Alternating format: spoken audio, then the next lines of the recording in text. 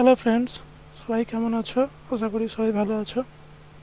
তো Suman হলুদবাড়ির computer training সেন্টারের পক্ষ থেকে সবাইকে জানাই শুভ আমন্ত্রণ। তো আজকে আমি শুরু করতে চলেছি Microsoft office work. Microsoft office ওয়ার্ডে মূলত সাধারণত অফিসিয়ালি যে সমস্ত কাজকর্মগুলো হয় সেগুলো আমি মাইক্রোসফট অফিস ওয়ার্ডের মাধ্যমে দেখাবো। তো আগের ভিডিওগুলো আপনারা সবাই দেখেছেন, যে পেন্ট প্রোগ্রাম দেখিয়েছিলাম। তো পেন্টে অনেক লোগো আমি দেখিয়েছি। যদি কেউ বুঝতে পারছো না তার জন্য আমাকে কমেন্ট করে জানিও, আমি কমেন্টে অতি অবশ্যই আপনাদের উত্তরগুলো দেব। তো আশা করি বুঝতে পেরেছো। তো এবার আমি শুরু করি। প্রথমে স্টার্ট বাটন, এখানে লেখা আছে সার্চ প্রোগ্রাম অ্যান্ড ফাইলস। তো সার্চ প্রোগ্রাম অ্যান্ড ফাইলস আমি বলেইছিলাম যে কোনো কিছু প্রোগ্রামের ভেতরে যখন আমি যাব তখন আমি সেই প্রোগ্রামটাকে সার্চ করব। তো মাইক্রোসফট অফিস ওয়ার্ড সার্চ করার পদ্ধতি হচ্ছে উইনওয়ার, WINWORD। উইনওয়ার লিখে এন্টার প্রেস করো, দেখবে মাইক্রোসফট অফিস ওয়ার্ড প্রোগ্রামটি ওপেন হয়েছে। তো এটাকে আরেক পদ্ধতিতে ওপেন করা যায়, সেটা হচ্ছে প্রথমে স্টার্ট বাটনে ক্লিক করে অল প্রোগ্রামস, এখানে লেখা আছে মাইক্রোসফট অফিস, এখান থেকে মাইক্রোসফট অফিস ওয়ার্ড 2007। তো দুরকম পদ্ধতিতে ওপেন করা যায়। তো আশা করি বুঝতে পেরেছো এটা। তো এবারে এখানে আছে প্রথমে হোম, তারপরে আছে ইনসার্ট পেজ লেআউট। তো আমি প্রথমে বলে দিই, ডকুমেন্টস ওয়ান মাইক্রোসফট অফিস যে বারের মধ্যে লেখা আছে এই বারটিকে বলা হয় টাইটেল বার, এবং টাইটেল বারের ঠিক নিচে এখানে মেনুগুলো দেওয়া আছে। কি কি menu? Home, insert, page layout, reference, mailings, review, view. এদের কিন্তু প্রত্যেকটি মেনুর মধ্যে টুলবারগুলো আছে। প্রত্যেকটির কাজ কিন্তু আমি দেখাবো পরে পরে। তো আজকে আমি শুরু করব ইনসার্ট। তো আমি হোমের কাজটা এই জন্য দেখাচ্ছি না, কারণ হোমের মধ্যে টেক্সটের স্টাইল, মানে ফন্টের যে সমস্ত কাজ, স্টাইল চেঞ্জ করা, কালার দেওয়া, এগুলো তো আপনারা সবাই জানেন কম বেশি। সেই জন্য আমি হোমটাকে বাদ দিয়ে ইনসার্টের মধ্যে আসছি। তো ইনসার্টের মধ্যে আমি যে কাজটা দেখাবো সেটা হচ্ছে ব্যানার পোস্টার। তো দোকানের সামনে যে ব্যানার থাকে বা কোনো অ্যাড দেওয়ার ক্ষেত্রে আমরা যে ব্যানার পোস্টারগুলো ইউজ করি, সেগুলো আমি মাইক্রোসফট অফিস ওয়ার্ডে কী করে ক্রিয়েশন করা হয় তা দেখাবো। তো প্রথমে আমি এখানে দেখো লেখা আছে shapes, smart art, clip art, picture, এবং এদিকে আছে ওয়ার আর্ট। তো আমি এই কটা জিনিস নিয়ে আমি ব্যানার তৈরি করা শেখাবো। তো প্রথমে আমি আসবো শেপসের মধ্যে। শেপস থেকে এখানে বিভিন্ন রকমের স্টাইল দেওয়া আছে। তো যেটা আপনার পছন্দ সেটা আপনি চুজ করে নেবেন এখান থেকে। তো আমি যে কোনোটা চুজ করে নিলাম, নিয়ে এবার পেজের ওপরে আমি টানবো এরকমভাবে। টানার সঙ্গে সঙ্গে আমার এখানে ফরম্যাট অপশানটা কিন্তু চলে এসছে। যতক্ষণ না আমি টানছি ততক্ষণ কিন্তু এই ফরম্যাট অপশানটা আসবে না।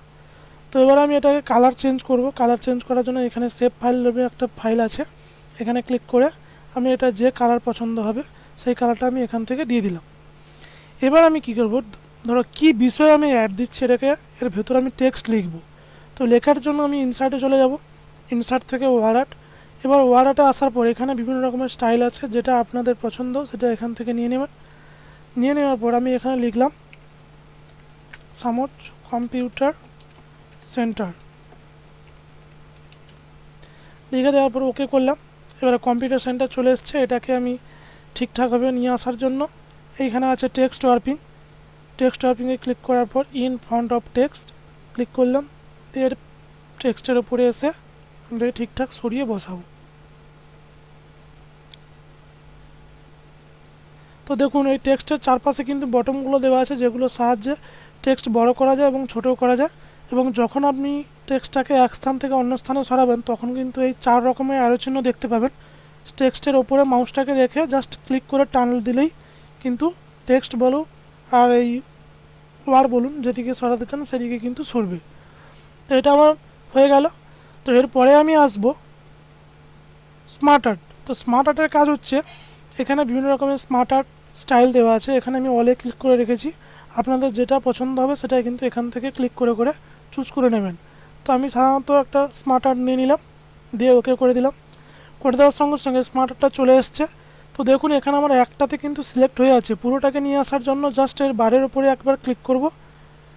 ক্লিক করে দেওয়ার পর ফরম্যাট অপশানের মধ্যে চলে যাব, দিয়ে অ্যারেঞ্জ থেকে text warping in front of text.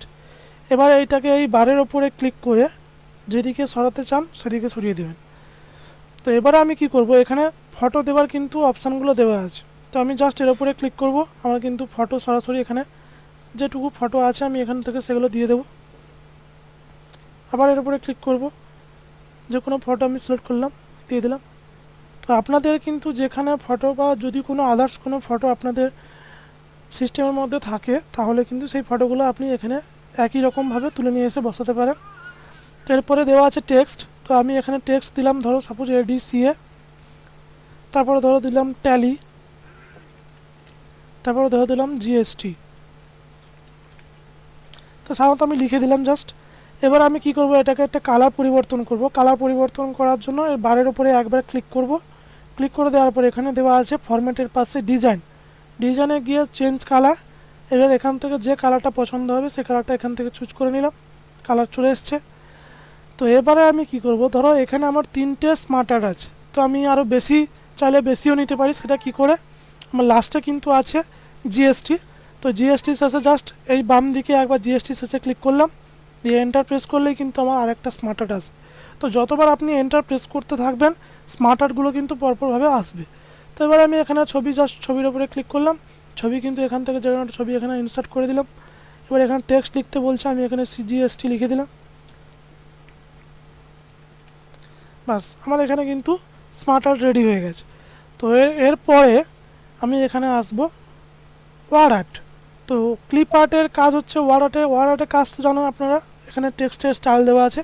তো এবার আমি আসবো ক্লিপ আর্টের কাজ হচ্ছে যদি কোনো পিকচার আপনি নিতে চান তাহলে এখানে গো বাটনে ক্লিক করবেন, এখান থেকে পিকচার কিন্তু অতি অবশ্যই চলে আসবে। আপনি এই পিকচারগুলো নিয়ে এখানেও স্টাইল করে বসাতে পারেন। পিকচার স্টাইল, এখানে পিকচারটাকে নিয়ে আসার জন্য text warping in front of text, এর পিকচারটাকে আপনি যেখানে খুশি বসাতে পারেন।